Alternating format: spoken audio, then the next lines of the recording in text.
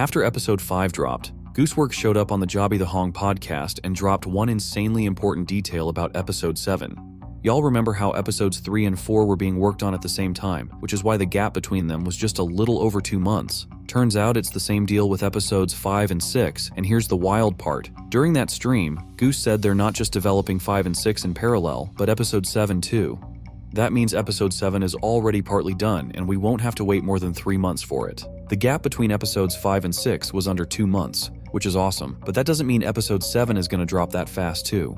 I'm pretty sure we're looking at a release in about 2.5 to 3 months, so the most likely dates are October 31st or November 7th. On top of that, Glitch dropped their classic, I'd even say traditional merch video, which as usual is mostly just promo, but they still managed to sneak in a few details that matter for episode 7. Probably the most useful bit for us is that Game & Match showing all the characters inside the nesting doll setup, with only Zooble and Kane separated from the rest. We also see those gloves putting the doll together, and the craziest part is that it's not just Kane who's got gloves like that. He's most likely the one collapsing everyone into a single construct, but Kinger's got them too, which makes a lot of sense after the wild abilities he showed off in episode 6. Let's just lock that in our heads for now and come back to it later, but for now, check out the thumbnail of this video.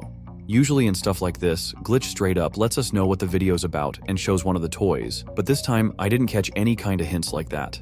If we look a bit closer, we'll instantly spot Kane playing judge, handing down a guilty verdict to Pomni and Jax. Those two are sitting in a cage looking straight up freaked out by what's going down. I'm more than sure this thumbnail's got some hidden hint about certain events in episode 7, and here's why.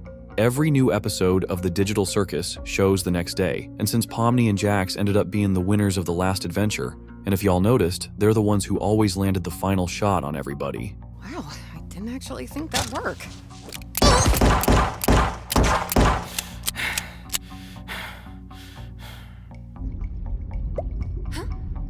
Huh. High five! Yeah! Ah, what a game.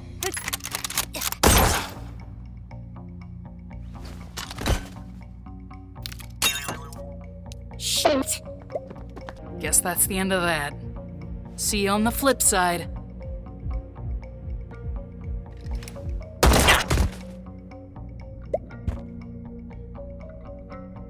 What? And since we know Kane's all about throwing all kinds of pointless events, some kind of mock trial sounds totally likely. That's going to be especially wild to see considering everything that goes down later in the episode. For now, let's catch our breath a bit and run through the main so-called leaks from Gooseworx about episode 7. We know every episode is going to be on the longer side and each one's supposed to pack at least 40 minutes of content, but since episode 7's probably the most important one for the story moving forward and for really digging into the characters, I'm dead sure this is going to be that super long episode Gooseworx talked about. Now just imagine if it ends up running close to an hour, y'all would want to see that, right? We also know episode 7 was originally so huge they had to split it into episodes 7 and 8, which Gooseworx summed up with just one word each as huh and oh. And now if we circle back to that Thumbler question, which episode will Jax suffer the most in? Goose's answer might seem kind of pointless at first, but when you line it up with those one-word descriptions, it's pretty clear she was most likely talking about episodes 5 and 8. And if we think back to episode 5, I can't really say Jax was suffering that bad there, aside from that bit when Ribbit got brought up, and that's it. But let's be real, episode 6 turned out way more tragic for Jax. Ow. I can get him. Wait! Trust me, partner, I got this.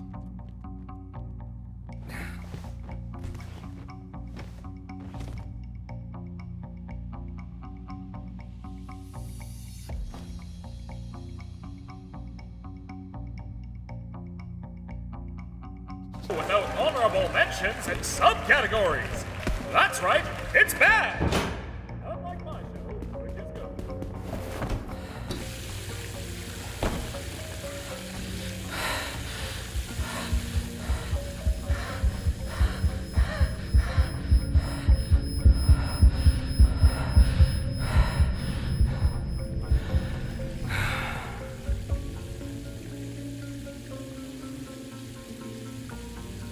God, you look stupid. In that case, we can guess Goose actually meant episodes 7 and 8 with those words, because after what we just saw, it makes total sense to think episode 7's gonna be a real turning point for Jax when it comes to his future in the Digital Circus. But if Goose was for sure talking about episode 8, then I'm scared to even think episode 7 won't be the thing that saves Jax, and his mental struggles are just going to keep getting worse and worse. I'm sure that after losing his best friend, Jack started looking for some kind of comfort in the other folks at the digital circus, but everyone just felt fake to him. Then Pomni showed up and flipped the whole game, and maybe he really did start to care about her and was ready to talk to her better than with anyone else, but his trauma from losing that friend, maybe even more than one, keeps him from building any real friendships with anybody. That's why he snaps so hard at any kind of friendly gesture from someone else. That's also going to be the reason why Jax is definitely going to suffer in episode 8, because in episode 7, he just won't let anyone try to help him climb out of that hole. But I kept wondering what else could make Jax suffer in episode 7, and I think I found the answer. It's actually kind of simple. It all comes down to Ribbit.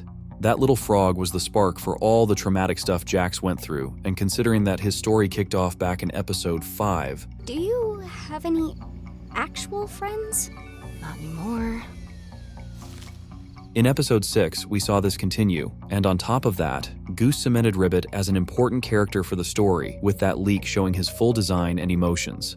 Of course, Ribbit's not coming back in the literal sense, but memories about him are very likely going to show up in the next episode. If Jax reacts this way to just a mention of him or a drawing on his room door, imagine what's going to happen when he fully dives into those memories. I'm almost 100% sure that in episode 7, we're going to see another panic attack, and it's going to be even worse than the one we already saw. Another insanely intriguing topic for the new episode is the exit from the digital circus, which we got a hint of in episode 6. Sure, it could just be Kane's memories of the start of the amazing digital circus project, but that'd be kind of boring for this show, and thinking it's an actual exit is way more interesting. On top of that, Kinger also sparked a ton of interest after episode 6. This isn't fair. Oh, I got just the thing. Here, take this. Well, wait. What did you just do? It's a butterfly. It can restore your health. Did Kane mention that? Oh, nah. I made it up. The fact that he can manipulate the processes of the digital circus really makes you wonder if this crazy old man is who he says he is. Lately, we've been seeing more and more hints about CNA, and because of that, a lot of folks are thinking Kinger might actually be able.